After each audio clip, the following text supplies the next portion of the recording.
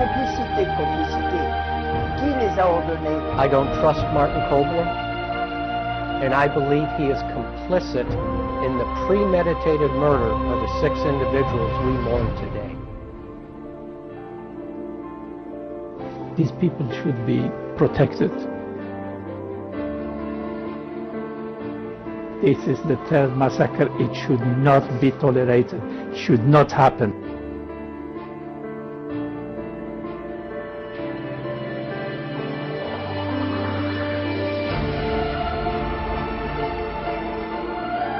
Les martyrs ne meurent jamais.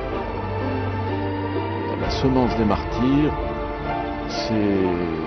Le sang des martyrs, c'est une semence de résistance.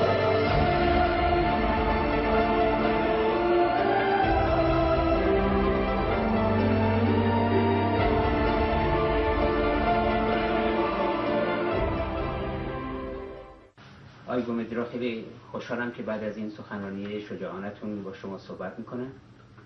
اجازه بدین اولین سوالمو مطرح کنم.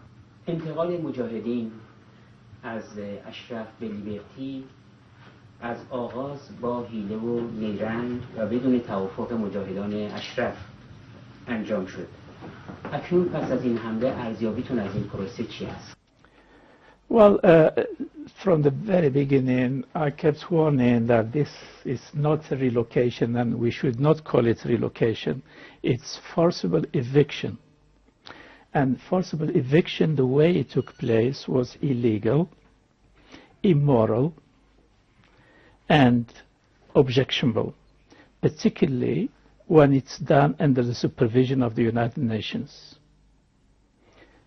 The Special Representative of Secretary General appointed himself to speak on behalf of the Ashrafis.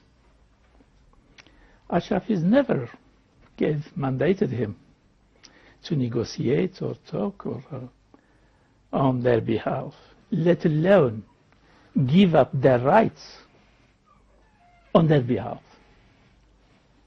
So whatever Kobler, the Special Representative of Secretary General, has done is devoid of any legality, whether in terms of the Iraqi law or international law.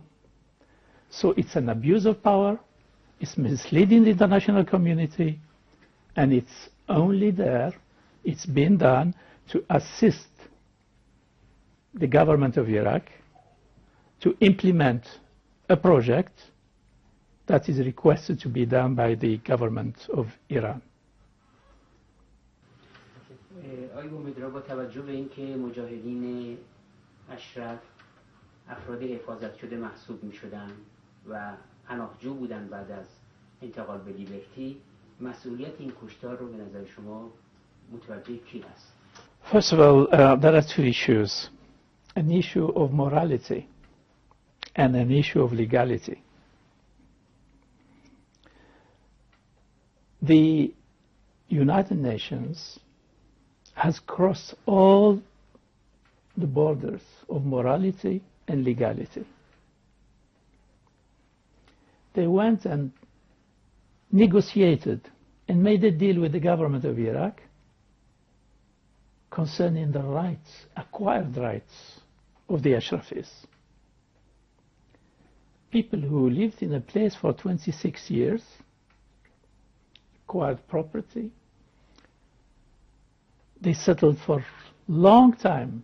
26 years is a lifetime to settle in a place, and all of a sudden an employee of the United Nations comes and just strike it as if it never happened, under the pretext that he's doing that to save life.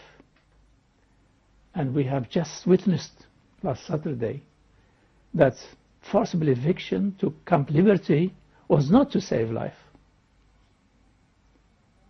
And I was warning that even after this Saturday massacre, if nothing is done, there will be further massacres. Because the whole point is that the United Nations is there to help Iran and Iraq to disband the MEK, get them out of Iraq, but that's not enough. You have to arrest the leadership. That's the plan. The UN knows it. Iraqis made it. Iranians made it. Now it's a question of implementing it. What happened on Saturday? It's just the first step to create this chaotic situation in Camp Liberty. And there will be time when, if anything goes wrong,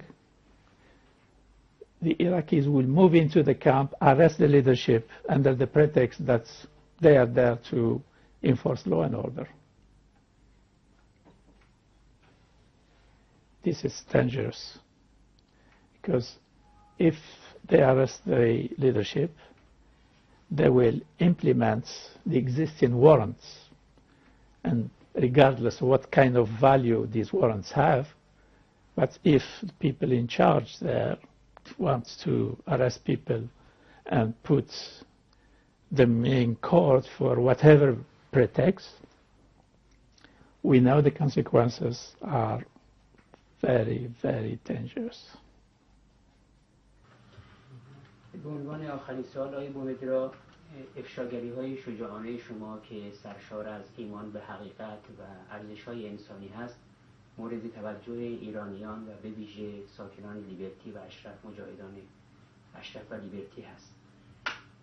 چه پیامی برای ساکنان لیبرتی و اشرف دارید به ویژه بعد از این جنایت و کشتاری که صورت گرفت؟ First, let me tell you that this is a moral obligation to be a witness and witness objectively and impartially. I'm a Muslim, and Muslim does not witness Shahadat al-Zur. Muslim does not make Shahadat al-Zur. So I always reported exactly what I saw, what I believe is right, and what the United Nations should be doing correctly. When things went wrong, I said this is wrong. When I was in Iraq, I spoke face to face to the Ashrafis, face to face to the Iraqis. And whenever things went wrong, I said to them straight to the face, this is wrong. When things went right, I congratulated them and said, this is right. I left the United Nations because I could no longer work for the United Nations. I saw so much injustice, so much bad practice, and so much corruption. All that's happening to the Ashrafis is for one simple reason, is to keep Prime Minister al-Maliki happy. Ban Ki-moon said it. If Prime Minister al-Maliki is happy, I'm happy. Now it's time for him to reconsider this position and to send immediately a commission of inquiry. Whoever participated directly or indirectly in this killing should be held accountable, and in priority the United Nations people who contributed to this situation. That's my message to the Ashrafis, and my message to the international community as well, that 3 massacres happened against Ashrafis. Lots of people come out and say, we want an independent inquiry. It takes 3 days for such cause to be forgotten, completely forgotten. Did the United Nations ever spoke again about the massacre of July 2009? did the United Nations ever mention the massacre of April, 8 April 2011? The same with this massacre. 3 days, 4 days, you'll see it in the press. As soon as the press stops talking about it, the United Nations will forward the file, put it away. This is the third massacre. It should not be tolerated. It should not happen.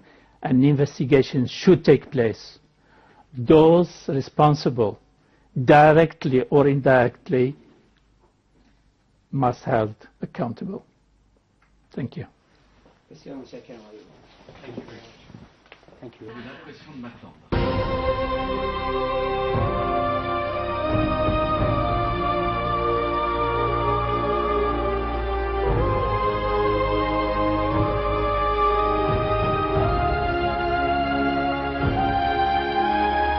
Complicité, complicité.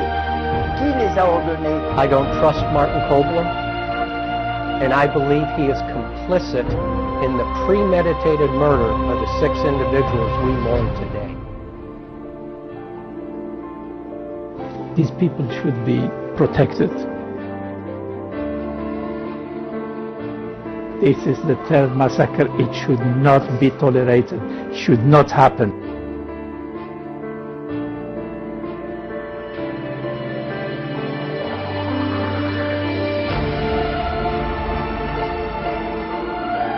Les martyrs ne meurent jamais. La semence des martyrs, le sang des martyrs, c'est une semence de résistance.